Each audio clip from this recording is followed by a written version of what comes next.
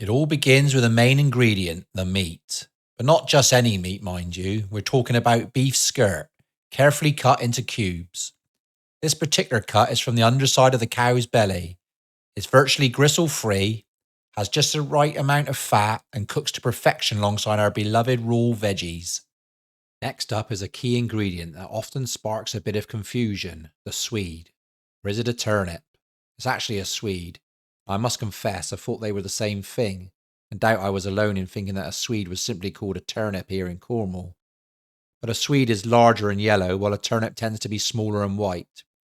Swedes not only bring out a delightful splash of colour, but also boast a better taste and texture for our pasties. Next up, we have the humble yet mighty onion. There's something special about onions, whether sizzling away at a barbecue or added to a juicy burger. They always know how to make our mouths water. Now, I've got a pretty sizable onion on hand. I must admit, I'm not thrilled about the prospect of peeling it. Yes, the tears are almost guaranteed, but that's a small price to pay for the rich, sweet flavour it brings to our beloved pasties. All right, let's talk about one of the most delightful parts of a pasty, the pastry itself. For my first attempt, I decided it was best to buy it from the local baker. Honestly, I thought making pastry could be a bit too ambitious and time consuming, given the time to refrigerate and handle it just right. The pastry I chose is a sturdy short crust, perfectly suited for our beloved pasties. Next, the essential building blocks of a great Cornish pasty, the potatoes. When it comes to pasty perfection, choosing the right type of potato is key. I want to use a firm, waxy potato for this job, as this I've been told holds its shape during the cooking process, ensuring that lovely, satisfying texture we all adore. On the other hand, a floury potato is more prone to falling apart, which could resemble one of those pasties you buy in a packet at a service station. I got myself some pre-washed potatoes. Not only does it save me time, but it also spares me from an extra bit of mess in the sink. Ah, the joys and tribulations of pastry rolling. So even though I bought the pastry, I'm still tasked with rolling it out myself. Now, as I mentioned before, this is my very first attempt at baking. Those of you who are seasoned bakers will probably spot my rookie mistake straight away. I tried to roll the pastry without dusting me rolling pin with flour. I'm not entirely sure if there's a proper technique for rolling, whether it's left to right or up and down. My main goal here is to get the pastry somewhat flat. But then what thickness? How thin should it be? Too thin and I worry it might fall apart. Too thick and it might not taste very good. Alright friends, I've managed to roll out a fairly flat pastry. The thickness is a bit of a guess, but fingers crossed it holds together beautifully. Now the next step is to cut out a circle. For this I'm using a bowl that's about 20 centimeters in diameter, exactly the size specified by the recipe I'm following. In hindsight, perhaps I should have opted for a bigger size, more what a traditional homemade pasty would be. Before I get too carried away with cutting the pastry, I should definitely remember not to do it directly on the kitchen worktop. Instead, I'll put down a cutting board. After all, the last thing I want is to damage the worktop and end up on my wife's to cook list. With the cutting board securely in place, I can now cut the pastry around the bowl without any fear of damaging the worktop. For this task, I'm opting for a pizza cutter. It seems much easier to handle than a knife. I'm far less likely to chop my fingers off. And just like that, we have it. A lovely round pastry circle ready for our pasty adventure. I've got my sights set on crafting 6 wonderful pasties, so there's a bit of effort ahead. But this time, I'm armed with the lessons learned from my previous attempt. I've decided to sprinkle a generous dusting of flour on my rolling pin. And let me tell you, it's a game changer. The difference is absolutely remarkable, almost magical. That simple addition of flour transforms the entire rolling process. The dough, once prone to sticking and resisting my efforts, now glides smoothly and effortlessly under the rolling pin. This little trick not only makes the task easier, but also more enjoyable. It brings me one step closer to our delicious Cornish pasties. Once again, I find myself repeating the process of cutting out circles from the pastry for our beloved Cornish pasties. But this time I've made adjustment. I'm using a larger chopping board.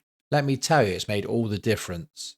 Switching from that smaller board I used before has opened up more workspace, making the whole process smoother and more enjoyable. Rolling, cutting, and shaping become a joy when the right tools are in place. And it's these little changes that make all the difference in my learning journey of baking. Time for us to tackle the Swede, an essential ingredient in our beloved pasty. Now, I must admit, there's no fancy cooking machinery to help me out here. It's all going to be done by hand. First, I give it a go with my knife. It works well enough for slicing off the top and bottom, but I quickly discover that a peeler is a much better tool for the job. Not only is it more effective, but it's also a lot safer. There's something reassuring about using a tool that makes the task less daunting and more manageable.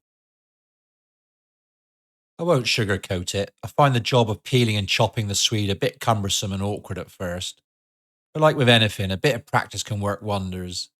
The more I do it, the more confident I become. It's all about finding little tricks to make the process smoother. For instance, making fewer chops and grouping things together helps reduce the workload. I proudly find myself with a lovely pile of chopped Swede, weighing in at around 150 grams, a modest yet crucial contribution to our Cornish pasties. I add these beauties to the bowl. Soon they'll join forces with the rest of our carefully prepared ingredients, each playing its part in bringing the authentic taste of Cornwall to life. Next up, we have the potatoes. Let me tell you, these are a dream compared to the Swede. They're wonderfully soft, and as they come pre washed, they hardly take any effort to peel. It's a breath of fresh air in our preparation process. When it comes to slicing and dicing, potatoes truly are the easygoing companions that make the task feel like a delightful breeze. According to our trusted recipe, we'll need about 300 grams of these beauties. As I cut into them, I can't help but appreciate their smooth texture and versatility. They're destined to blend perfectly with the other ingredients, adding that essential starchiness and heartiness that makes our Cornish pasties so comforting. Next up, we have the onion, the vegetable that brings all those beautiful flavours to our pasties. Now, I had a bit of a hiccup here. It seems I didn't realise the camera wasn't rolling during this step. Perhaps it was the tears from chopping the onion that blurred my vision. Nonetheless, chopping the onion was a straightforward task.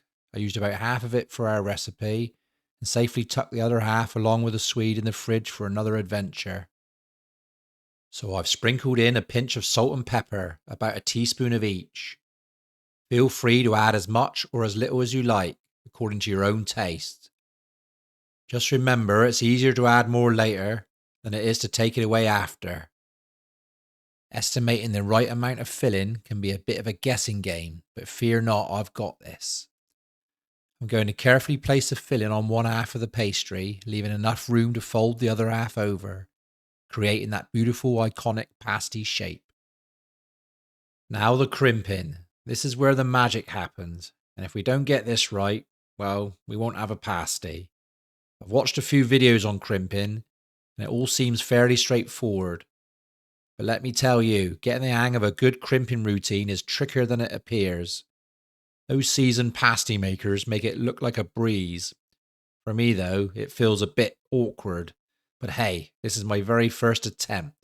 I just want the pasty to stay in one piece. Well, it's really starting to take the look of a pasty, but let's be honest, the crimping's a tad on the messy side. And as charmingly rustic as that might be, we wouldn't want our masterpiece to burst open in the oven. So let's try again with the next one and give it another go. I must say, I'm finding this next pasty a touch easier to crimp. Though truth be told, it's still a little bit awkward, but hey, every crimp is a lesson. I suppose it's all about practice. We'll get there, one pasty at a time. But for now, my primary concern is that they hold together beautifully in the oven, and most importantly, they taste good. We've got a few pasties prepped and ready to make their way into the oven. There's a few different sizes. I crafted a smaller one for my daughter, though I suspect she might not even take a bite as she's a fussy eater. Before we pop these beauties in, we need to apply a good glaze. We can use milk or an egg for this. It's a simple step, but it makes all the difference giving our pasties that golden finish. Our carefully crimped pasties are all set for the oven. I've preheated my oven to 165 degrees Celsius. I'm going to place those lovely pasties right in the centre of the oven, the prime spot for even baking. Let them bake for about 55 minutes and take a peek now and again as that glorious golden colour begins to form. Oh, let me tell you, my kitchen smells absolutely lovely right now. The delicious smell of pasties is drifting all through the house. And it appears our pasties have managed to stay intact, holding their shape beautifully. No cracks or splits. It's a small triumph for me on my pasty making journey. Now, if you're considering making your own pasties, I say go for it. It's not as difficult as you might think, and with a bit of practice, you'll only get better. It took me less than 2 hours, and I wasn't the most organised in the kitchen.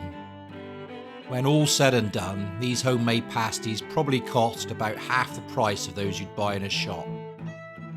But honestly, it wasn't really about the time or the cost, it was all about the experience, the joy of baking, and the pride in creating something truly Cornish and delicious. I'm going to let these beauties cool down before enjoying one for my tea tonight. Let me know how your pasty making adventure goes. I hope you've enjoyed following along, and I'll see you next time. Cheers, you.